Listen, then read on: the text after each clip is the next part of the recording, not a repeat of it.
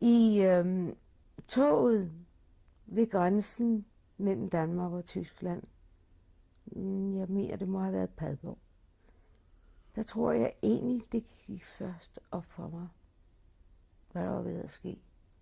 Og så kom vi så ind og blev placeret ind i Theresienstadt.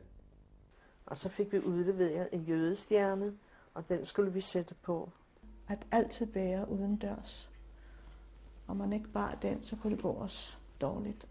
Det jeg så husker, det her mylder af mennesker. For det var en lille by. Og det var, hvor man vendte sig hen, så var der altså bare folk, der gik kryds og tværs af. Altså, man kunne godt se komisk ud i noget af det tøj, man fik dernede. Og når vi sov om natten, så kom der væggelus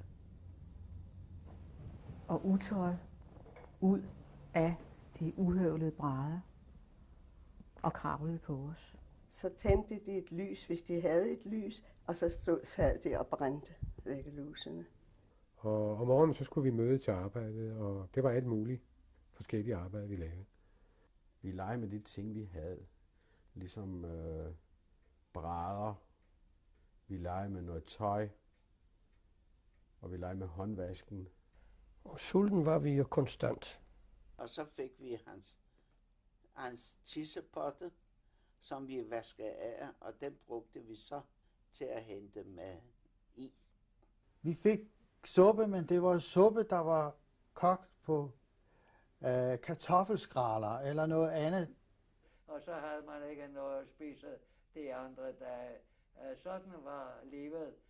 Og vi stjal jo også lidt en gang imellem, når vi syntes, at vi trængte til lidt ekstra, enten kartofler eller hvad det nu skulle være. Så kunne man jo tage et par kartofler med hjem, selvom det var dødsensfarligt, men det gav jo altid lidt. Vi fik den værste galopskid, der kan tænkes. Den aller værste. Og det blev også hverdag, hvor mærkeligt det lyder.